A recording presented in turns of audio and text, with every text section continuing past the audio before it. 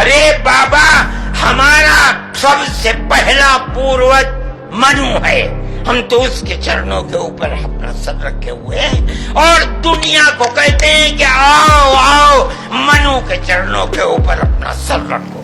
किंतु उसके बाद जो मदनी साहब का वक्तव्य हुआ, हम कोई उससे सहमत नहीं है और मैं आपसे निवेदन करना चाहता हूँ, हमें केवल छोड़ने की बात अगर करनी है, प्यार मोहब्बत की कीजिए।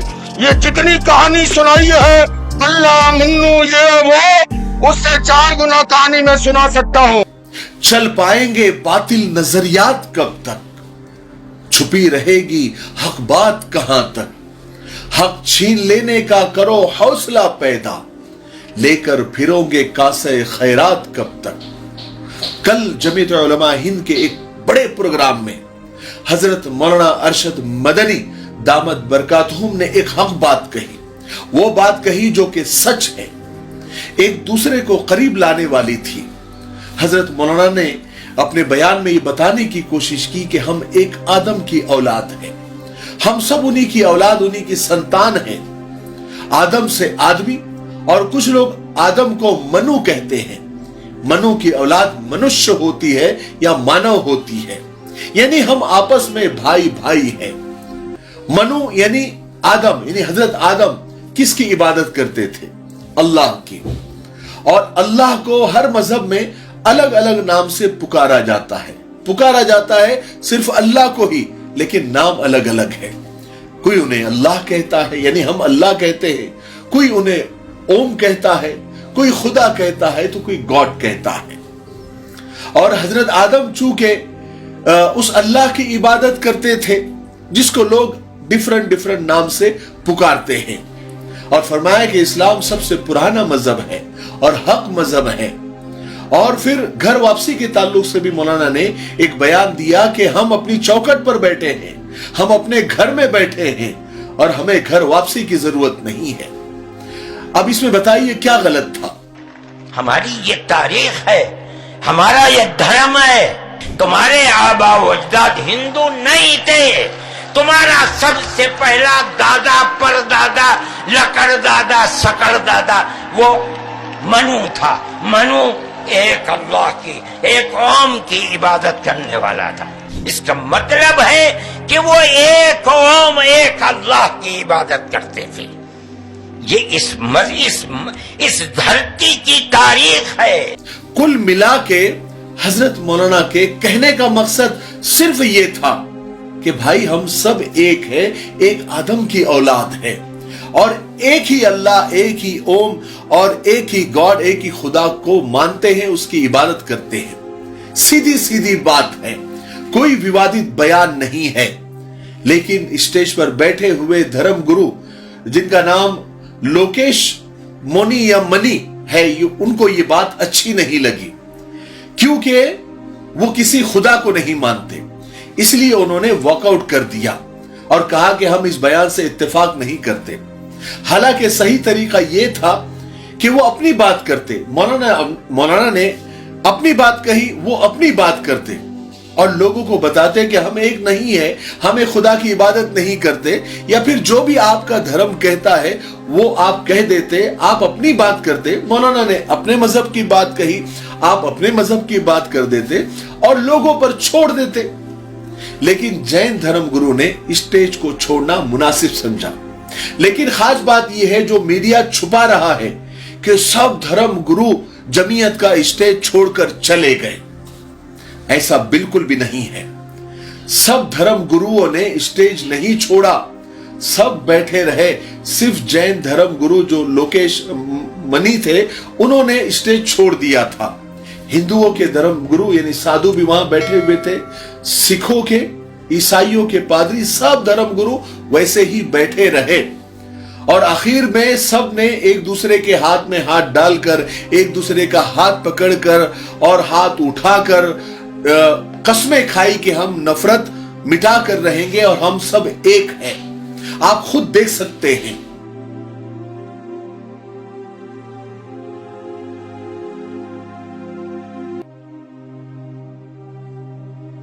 कि सभी धर्म गुरुओं और पवित्र धर्म ग्रंथों का सदैव सम्मान करेंगे। नंबर 2, देश की रक्षा, सुरक्षा, मान सम्मान, एकता और अखंडता के लिए हर संभव प्रयास करेंगे। तकमीली तलबीना, ताकत, सेहत और शिफा के लिए सुन्नत और तिब्बे नबवी का बेहतरीन नुस्खा। नाजरीन, क्या आप भी खुशहाल मालदारों की तरह कामयाब बिजनेस करके हजारों और लाखों रुपए कमाना चाहते हैं? अगर आपकी हाँ है तो आज ही से अपने इलाके में तकमीली तलबीना का आसान बिजनेस करना शुरू करें और चंद ही महीनों में कामयाब बिजनेसमैन बनने के तरीके बेहतरीन तजुर्बों के साथ सीखें। बिजनेसमैन बनने का ये मौका कहीं आपके भी हाथ से चला न जाए, इसलिए अभी हमसे राब्ता करें। 9890963757। तकमीली food products private limited, Malegaon, India. लेकिन मीडिया, बल्कि भांड मीडिया, इन बातों को और ऐसी बातों को, ऐसी एकता वाली बातों को कभी हाईलाइट नहीं करेगा, क्योंकि इससे तो मोहब्बत फैल जाएगी ना। सब लोगों को, सब धर्म गुरुओं को एक साथ देखकर तो मोहब्बतें फैल जाएगी, नफरतें खत्म हो जाएगी। और इन लोगों को मोहब्बतें फैलाने का पैसा थोड़ी मिलता है, इनको तो इनकी रोजी रोटी तो नफरत पर चलती है। और ये मीडिया, ये भांड मीडिया जो हमेशा ताक में रहता है, घात लगाकर बैठा रहता है कि कहां कौन सा मुद्दा ऐसा हाथ लग जाए कि इनकी हेडलाइन बन जाए और 2-4 दिन की रोजी रोटी का इंतजाम हो जाए। इंसान को कुत्ता काट ले तब न्यूज नहीं बनती, बल्कि इंसान कुत्ते को काट ले ये न्यूज बन जाती है। एक खास मजहब के धर्म गुरुओं को कैसे टारगेट करना है, एक मौलाना को कैसे टारगेट करना है, ये मीडिया अच्छी तरीके से जानता है। फिर न्यूज वालों ने ऐसी ऐसी भड़कदार और लाल लाल हेडलाइन लगा दी जिससे लोगों की धार्मिक भावनाएं और मजहबी जज्बात भड़क जाए। आप देख सकते हैं, जैसे घर वापसी पर लड़ाई जमीयत ने भड़काई। अब कौन भड़का रहा है आप समझ सकते हैं। सनातन के खिलाफ मदनी का एजेंडा, हिंदू राष्ट्र या गज़वे हिंद, जमीयत का नारे तकबीर, मनु के बहाने मदनी ने की सीमा पार, जमीयत के मंच पर बवाल, जैन मुनि ने दिया मदनी को करारा जवाब, जमीयत के मंच पर धर्म युद्ध। हाय हाय हाय, वाह रे मीडिया वाह। यानी एक सीधी सादी बात को या नॉर्मल से अगर इसको झगड़ा भी कह दिया जाए, मुतनाजा भी कह दिया जाए, विवादित भी कह दिया जाए, तो क्या ये हेडलाइन मुनासिब है? इतनी खतरनाक, जैसे कि अभी उकसा रहे हो आपस में खाना जंगी के लिए मीडिया वाले। और इसी तरीके की भांड मीडिया पर इकबाल अशर साहब ने चंद लाइनें कही है, अगर मुझे याद है तो मैं वो सुनाने की कोशिश करता हूं कि यहां खुशबुओं की रफाकतें न तुझे मिली न मुझे मिली, वो चमन जिस पे गुरूर था न तेरा हुआ न मेरा हुआ, वो ख्वाब जो मेरे जहन में थे न मैं कह सका न मैं लिख सका, कि ज़बा मिली तो कटी हुई, कि कलम मिला तो बिका हुआ। यानी मीडिया जिसका काम लोगों के मुद्दे उठाना, जनता के मुद्दे उठाना, अवाम के मुद्दे उठाना और ऐसी खबरें बताना जो जनता के हित में हो, अवाम की फायदे की हो और आपस की नफरतें कम हो, वो छोड़कर ये ऐसी खबरें चलाते हैं, बल्कि खबरें बनाते हैं जिससे सिर्फ और सिर्फ नफरत की बदबू आए।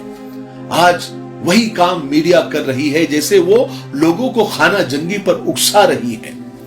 जमीयत के स्टेज पर हजरत मौलाना का बयान एक डिफरेंस ऑफ ओपिनियन हो सकता है, जो ये चैनल वालों के स्टूडियो में रोजाना 100 बार होता है, और इस दिन में 100 बार अपने स्टूडियो में एक जबरदस्ती का आर्टिफिशियल धर्म युद्ध कराते रहते हैं। लेकिन अब आवाम सब कुछ जान गई है। बस मैं आखिर में यही कहूंगा, हम सबको यह ख्याल रखना चाहिए, बल्कि हर एक को यह ख्याल रखना चाहिए कि सबको अपने धर्म पर, अपने मजहब पर अभिमान होना चाहिए और दूसरे धर्मों का सम्मान करना चाहिए। सारे मसाइल यूं ही खत्म हो जाएंगे। मुझे उम्मीद है कि मेरी आज की वीडियो से आप सबको बहुत कुछ सीखने को मिला होगा। तब तक मेरे लिए, पूरी उम्मत के लिए, पूरी इंसानियत, पूरी मानवता के लिए और हमारे प्यारे मुल्क भारत के लिए और यहाँ की अमन, शांति, तरक्की, उन्नति के लिए खूब दुआएं करते रहे। अस्सलाम वालेकुम व रहमतुल्लाहि व बरकातुहू। क्यों होता है जोड़ों में दर्द, क्यों रहती है जोड़ों में जकड़न, क्यों हो जाती है जोड़ों में सूजन, क्यों बन जाती है जोड़ों में गांठ, क्यों थम सी जाती है जिंदगी।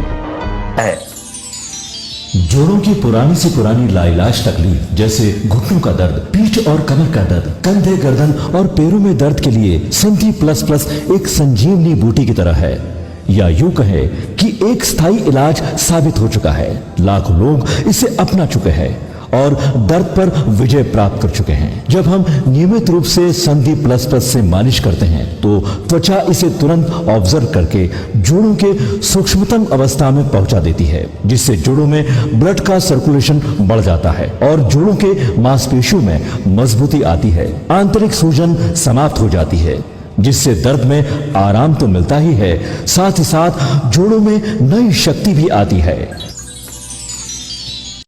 हमारे ये प्रोडक्ट ना कि किसी बाजार में मिलता है और ना ही मेडिकल शॉप पे, इसलिए इसे पाने के लिए अभी स्क्रीन के नंबरों पे कॉल करें और ऑर्डर करें।